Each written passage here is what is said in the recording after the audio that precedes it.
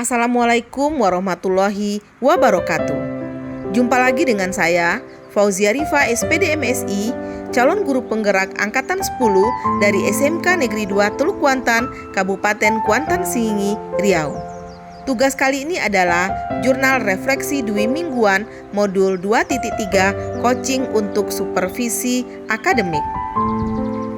Berikut ini adalah beberapa kegiatan pendidikan calon guru penggerak pada Angkatan 10 untuk modul 2.3 ini dimulai pada tanggal 8 Juli 2024 sampai dengan 27 Juli 2024. Kegiatan pendidikan calon guru penggerak pada modul 2.2 telah selesai. Pada minggu ini, CGP mulai dengan materi baru pada modul 2.3 Coaching untuk Supervisi Akademik.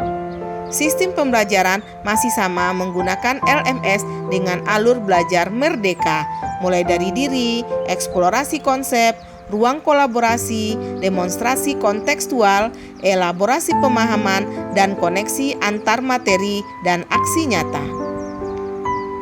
Pada refleksi kali ini menggunakan model 5R: reporting, responding, relating, reasoning, reconstructing. Apa itu refleksi modul 5R? Reporting, menceritakan ulang peristiwa yang terjadi. Responding, menjabarkan tanggapan yang diberikan dalam menghadapi peristiwa yang diceritakan. Relating, menghubungkan kaitan antara peristiwa dengan pengetahuan, keterampilan, keyakinan, atau informasi lain yang dimiliki. Reasoning, menganalisis dengan detail mengapa peristiwa tersebut dapat terjadi. Reconstructing, menuliskan rencana alternatif jika menghadapi kejadian serupa di masa mendatang. Yang pertama yaitu reporting. Beberapa aktivitas yang saya lakukan pada minggu ini tidak terlepas dari alur merdeka pada LMS. Yang pertama dimulai dengan alur mulai dari diri. Pada kegiatan ini, CGP ditugaskan untuk membuat blog di LMS dengan menulis refleksi diri mengenai kegiatan supervisi akademik yang pernah dilaksanakan ketika CGP disupervisi oleh kepala sekolah atau pengawas. Kemudian kegiatan dilanjutkan dengan alur eksplorasi konsep.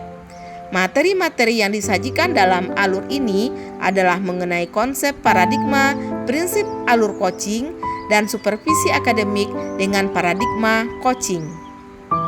Kemudian kami melaksanakan kegiatan ruang kolaborasi bersama fasilitator yang hebat dan teman-teman CGP lain yang luar biasa.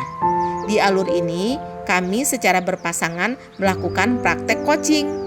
Selanjutnya kami memasuki alur demonstrasi kontekstual. Pada alur ini, kami kembali melakukan praktek coaching berpasangan 3 CGP. Dalam prakteknya akan berperan sebagai coach, coachee, dan supervisor. Secara bergantian, kemudian tugas berupa link rekaman diupload ke LMS. Alur berikutnya adalah elaborasi pemahaman. Konsep mengenai coaching dikuatkan oleh instruktur yang inspiratif dan hebat. Alur berikutnya yang kami lalui adalah koneksi antar materi. Pada alur ini, kami ditugaskan untuk membuat kaitan antara materi coaching dengan materi sebelumnya, yaitu pembelajaran berdiferensiasi dan pembelajaran sosial emosional. Berikutnya, kami melaksanakan aksi nyata implementasi coaching untuk supervisi akademik di sekolah kami dengan melibatkan rekan sejawat sebagai coachee kami. Sebagai penutup modul 2, kami melaksanakan post-test. Dalam minggu ini, kami juga melaksanakan lokakarya ketiga bersama pengajar praktik dan rekan CGP lainnya yang dilaksanakan secara luring di SMA Negeri 1 Teluk Kuantan. Berikutnya adalah responding, menjabarkan tanggapan yang diberikan dalam menghadapi peristiwa yang diceritakan. Kami mulai alur pembelajaran modul 2.3 dengan melakukan refleksi mengenai kegiatan supervisi akademik yang pernah dilakukan. Kemudian kami mempelajari materi-materi yang disajikan antara lain mengenai konsep paradigma, prinsip alur coaching, dan supervisi akademik. Dengan paradigma coaching, pemahaman kami diperkuat dengan adanya penugasan di beberapa slide untuk berpendapat mengenai apa itu coaching. Melalui kegiatan tersebut, saya mulai paham jika sebenarnya proses coaching berawal dari analisa dan eksplorasi teknik yang akan digunakan. Kemudian memberikan waktu dan situasi yang leluasa kepada coachee untuk mengenal dan mengetahui tujuan coaching. Sebagai calon guru penggerak, saya dipersiapkan untuk menguasai keterampilan coaching yang akan membantu saya dalam proses kolaborasi, baik dengan rekan sejawat atau dengan murid. Di sini, dengan menguasai keterampilan coaching, saya dapat menambah wawasan dalam memahami dan membantu menyelesaikan masalah seseorang coachee. Sebagai implementasi di masa depan, diharapkan saya dapat menerapkan konsep dasar coaching ini untuk proses supervisi akademik maupun penyelesaian masalah yang dihadapi oleh siswa. Berikutnya, relating. Menghubungkan kaitan antara peristiwa dengan pengetahuan, keterampilan, keyakinan, atau informasi lain yang dimiliki. Selama mempelajari modul 2.3, alur penugasan merdeka sangat membantu saya dalam memahami materi coaching ini. Saya menjadi paham sebagai seorang coach, saya harus memiliki keterampilan dalam memahami coachee. Saya mulai dengan menjalin kemitraan, mengajukan pertanyaan-pertanyaan yang eksploratif dan berbobot untuk menggali permasalahan yang terjadi serta bagaimana seorang mendengarkannya dengan penuh. Kuncinya agar mampu menciptakan komunikasi efektif dengan coachee. Pada saat proses coaching, coach menyimak coachee yang sedang berbicara. Untuk memahami setiap ucapan yang diucapkan coachee serta ikut memberi pemahaman kepada coachee tentang pentingnya menyelesaikan permasalahan dengan potensi yang dimiliki coachee sendiri. Dalam modul 2.3 ini sangat berhubungan dengan materi di modul sebelumnya mengenai pembelajaran berdiferensiasi dan pembelajaran sosial emosional. Ketiganya saling berhubungan dan penting untuk mengasah keterampilan seseorang pendidik dalam berkolaborasi. Selanjutnya, reasoning.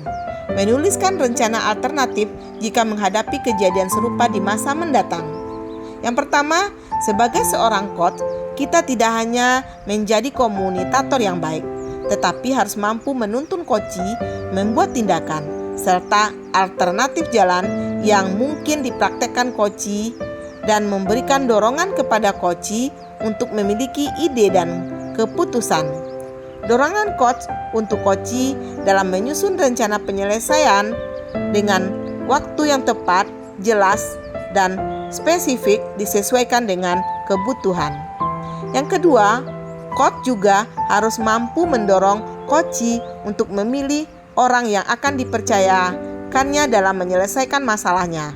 Coach juga harus memberikan dorongan kepada coachee untuk mempertanggungjawabkan terhadap aksi nyata yang akan diambil dan dijalankan sesuai rencana capaian secara spesifik, sesuai dengan jadwal yang telah dibuatnya.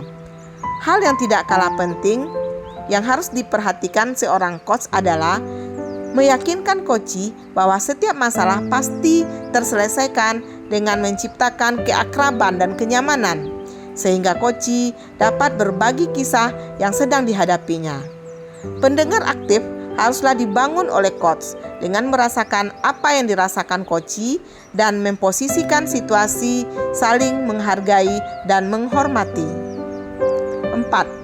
Seorang coach berperan sebagai partner bagi seorang agar memiliki kerangka berpikir yang tepat dalam menemukan solusi melalui pertanyaan strategi.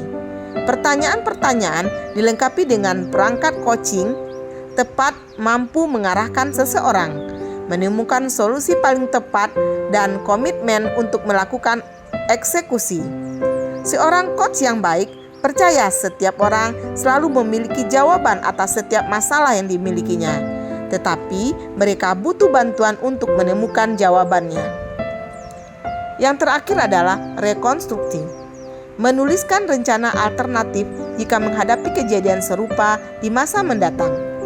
Rencana alternatif pertama yang akan saya lakukan agar perencanaan berjalan dengan lancar adalah dengan menggunakan model alur Tirta pada proses coaching.